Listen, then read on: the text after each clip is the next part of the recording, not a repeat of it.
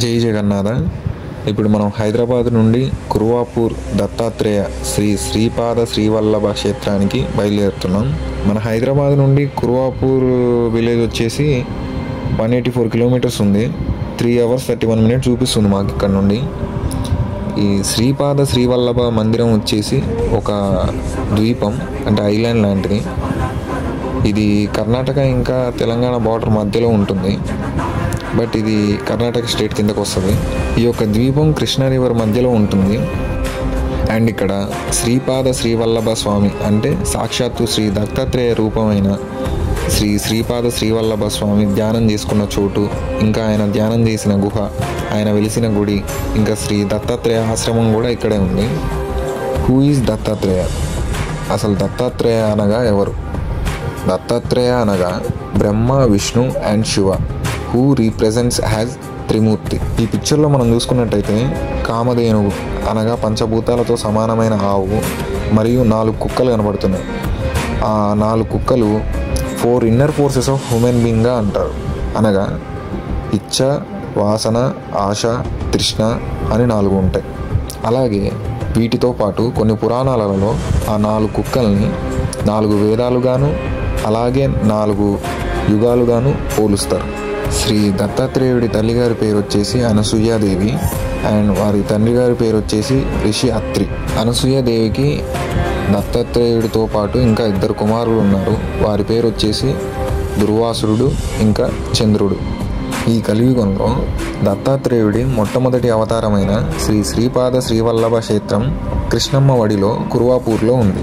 And it is called as main temple of Dattatreya. And ఇంకోటి ఏంటంటే సాయిబాబాని కూడా దత్తాత్రేయుడు అని అంటారు, ఎందుకంటే దత్తాత్రేయుడి 5వ అవతారం కాబట్టి. భాగవత పురాణ, మార్కండేయ పురాణ ఇంకా బ్రహ్మాండ పురాణంలో శ్రీ దత్తాత్రేయుడి గురించి చెప్పబడి ఉంది. అండ్ దత్తాత్రేయుడు ఎక్కడ పుట్టాడు, ఎప్పటి వరకు జీవించాడు అన్నది తెలుసుకుందాం. దత్తాత్రేయుడు 1327 నుండి 1357 వరకు జీవించాడని పురాణాలలో చెప్పబడింది. కొన్ని పురాణాలేమో పిఠాపురం ఆంధ్రప్రదేశ్లో పుట్టాడు అని చెప్పబడి ఉంటే, ఇంకొన్ని పురాణాలలో మహూర్ మహారాష్ట్రలో పుట్టారని రాసి ఉంది. మా ఫ్రెండ్స్ వీడు సాయి తేజ, వీడు శరణ్. ఇదిగో వీడియో తీస్తుంది మన బాయ్ రామానుజబాయ్. దత్తాత్రేయుడికి 24 మంది గురువులు. వారు భూమి, గాలి, ఆకాశం, నీరు, అగ్ని, చంద్రుడు, సూర్యుడు, పావురం, పాము, తేనెటీగ, తేనె దొంగ, ఎర్రపక్షి, మహాసముద్రం, చిమ్మట, ఏనుగు, జింక, చాప, ఒక వేశ్య ఆమె పేరు పింగళ, ఒక పిల్లవాడు, పెళ్లిగాని ఒక అమ్మాయి, కొండ చిలువ, బాణాలు తయారు చేసేవాడు, సాలిపురుగు, గొంగలి పురుగు. ఇలా దత్తాత్రేయుడికి 24 మంది గురువులు. ఈ కలియుగంలో దత్తాత్రేయుడి మొదటి రూపమే శ్రీ శ్రీపాద శ్రీవల్లభ. ఈ యొక్క శ్రీ శ్రీపాద శ్రీవల్లభ క్షేత్రం కర్ణాటకలోని రాయచూర్ దగ్గరలో కురువాపూర్ అనే ఊర్లో ఉంది.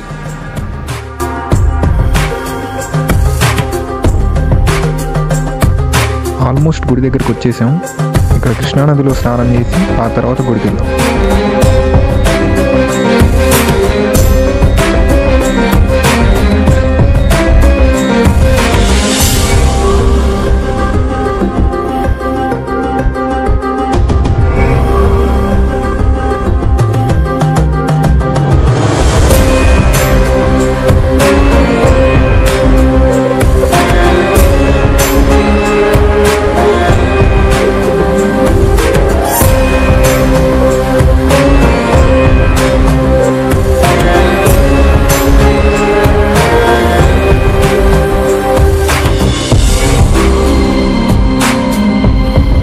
ఇదే గుడి ఎంట్రన్స్. ఇప్పుడే గుడిలోకి ఎంటర్ అవుతున్నాం.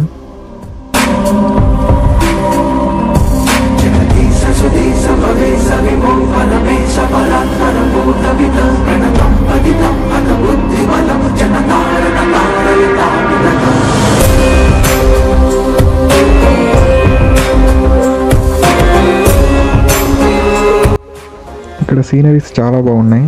ముందర కృష్ణమ్మ విగ్రహం ఉంది. ఆ విగ్రహం చూడడానికి వెళ్తున్నాం.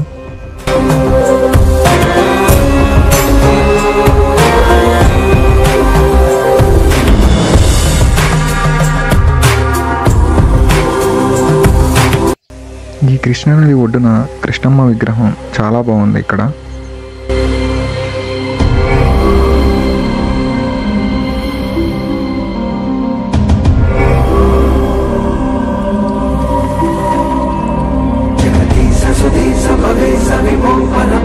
అక్కడ కనపడుతున్న గుడికి ఇప్పుడు మనం వెళ్ళబోతున్నాం.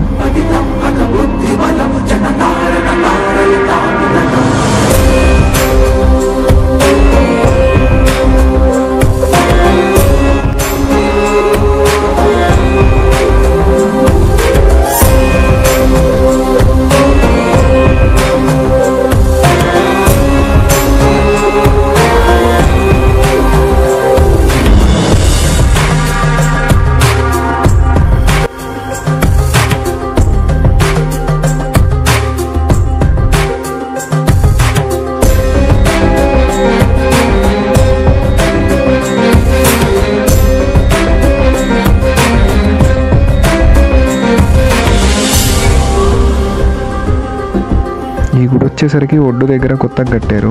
ఈ గుడి గురించి మనం సెకండ్ పార్ట్లో మాట్లాడుకుందాం. మనకి ఈ బోట్స్ వచ్చేసరికి 24 hours అవైలబుల్లోనే ఉంటాయి. బికాజ్ అటు పక్కన ఒక ఊరు ఉంది కాబట్టి పర్ పర్సన్కి 50 రూపీస్ ఛార్జ్ చేస్తున్నారు వీళ్ళు.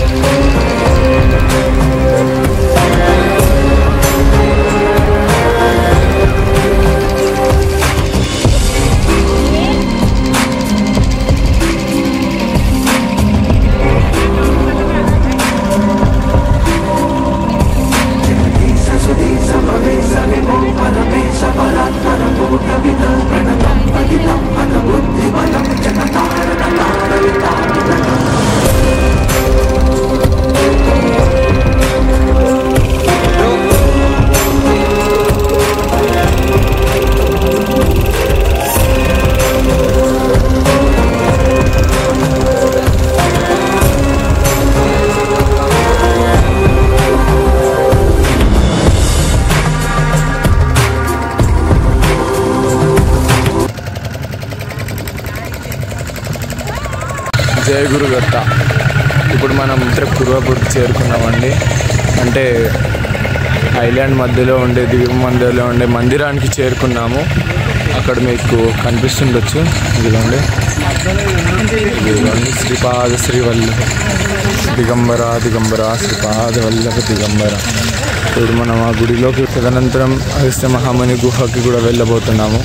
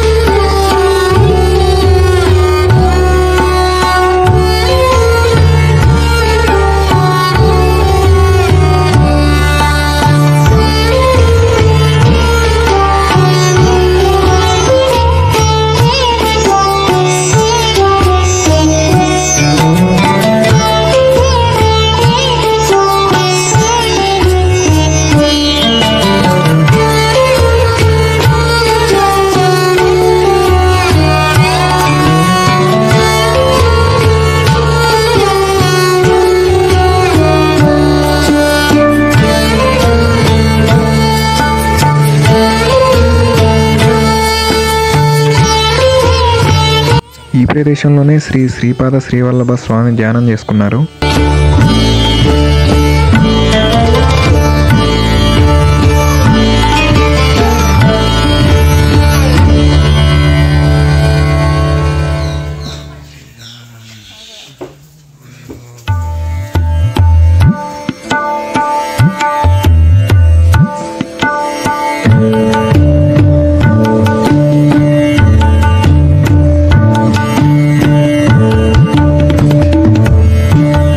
సాక్షాత్తు శ్రీ శ్రీపాద శ్రీవల్లభ స్వామి ధ్యానం చేసుకున్న మర్రి చెట్టు ఇదే.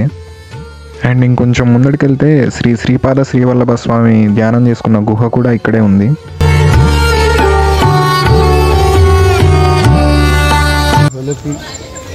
ఒకరు లేదా ఇద్దరు మాత్రమే వెళ్ళి వచ్చేటట్టు దారి ఉంటుంది. చాలా చిన్నగా ఉంటుంది ఆ గుహ. కావున భక్తులు ఒకరి తర్వాత ఒకరు వెళ్ళి దర్శనం చేసుకొని వస్తారు. కొద్దిసేపట్లో మనం కూడా వెళ్ళి దర్శనం చేసుకొని వస్తాము, మీకు చూపిస్తాము. స్కంద పురాణంలో ఈ యొక్క ప్లేస్ని గురుద్వీప అని అంటారని చెప్పబడి ఉంది. ఈ గుహలోకి కెమెరాస్ నాట్ అలౌడ్, అసలు తీయడానికి కూడా సరిగ్గా రాలేదు. బట్ కొంచెం రిస్క్ చేసి ఈ వీడియో తీసాం, చూడండి.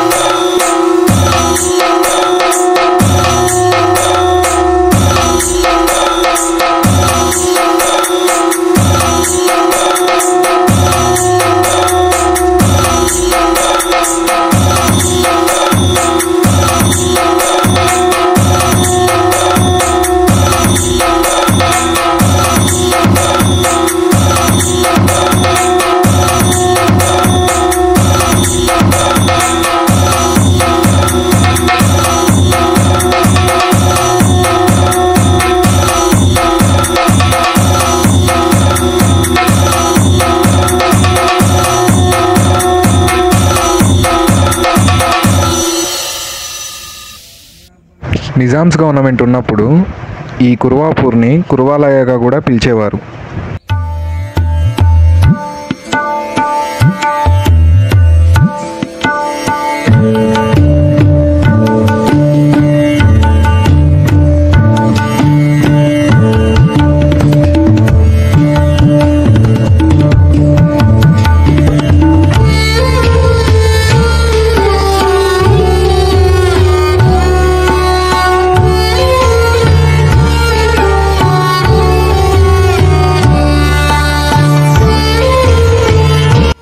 ఇప్పుడు మనం మెయిన్ టెంపుల్కి వెళ్ళాం. ముందుగా అయితే ఆ గుడికే వెళ్ళాలి, బట్ సాయంత్రం అవడంతో ఈ గుహ మూసేస్తారని చెప్పడంతో ఇక్కడికి రావడం జరిగింది. ఇప్పుడు మనం రిటర్న్ ఎలా వచ్చామో అలా వెళ్తే ఇప్పుడు మెయిన్ టెంపుల్ దగ్గరికి వెళ్తాం.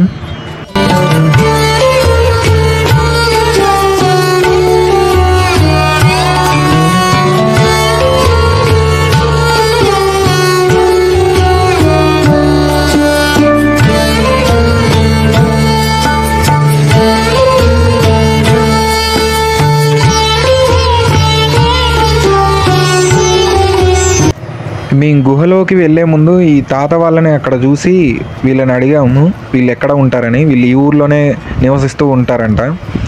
ఇప్పుడు ఒకసారి ఆయనతో మాట్లాడడానికి ట్రై చేద్దాం. మనం వీడియో తీస్తున్నట్టు ఉంటే వాళ్ళు సరిగ్గా చెప్పలేరు ఏమి, అందుకే నేను కెమెరాని పాకెట్లో పెట్టుకొని వాళ్ళతో మాట్లాడడానికి ట్రై చేస్తాను. ఒకసారి మాట్లాడదాం. తాత ఇది ఊరి పేరేంటి తాత? ఇది కుర్వాపూర్ అంటే కర్ణాటకనా తెలంగాణ? కర్ణాటక. తెలంగాణ అది అటువైపు తెలంగాణ, ఇది మొత్తం కర్ణాటక. ఇంకా అటు కూడా అదే ఉంటుందా తాత? ఎప్పటి నుండి ఉంది తాత ఇది గుడి? తరాలైందా? మీరు పుట్టినప్పటి నుండి ఇక్కడే ఉన్నారా? మా తరం ఇక్కడనే, మా అప్పలు ఇక్కడనే. ఇక్కడే పండిస్తారా తాత పంట? ఊరు ఉండదు ఇది మొత్తం పొలాలు మీ ఇక్కడే ఉండవు. ఇది ఫస్ట్ గుడి తాత? అది సెకండ్ కట్టారా అక్కడిది అటు సైడ్? అక్కడ ఒక ఆశ్రమం ఇండియా ఫస్ట్, ముందు ఇది తర్వాత అది.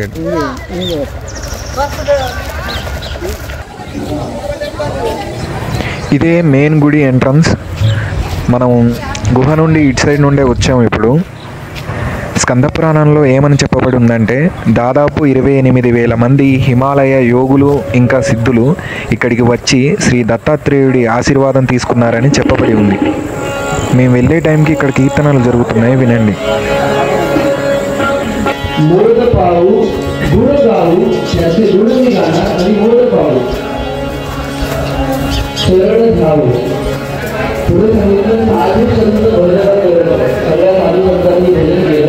क्षणिक जगत का प्रतीक सातों मन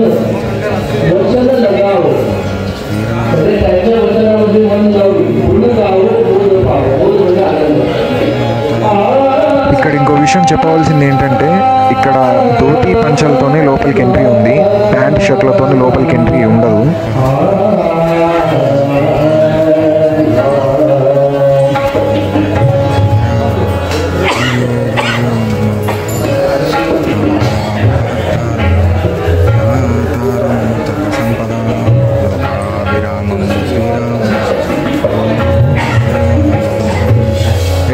అండ్ ఇంకో విషయం ఏంటంటే శ్రీపాద శ్రీవల్లభ స్వామి ఆయన అవతారాన్ని గురు ద్వాదశిగా చెప్పబడింది కూడా ఇక్కడే.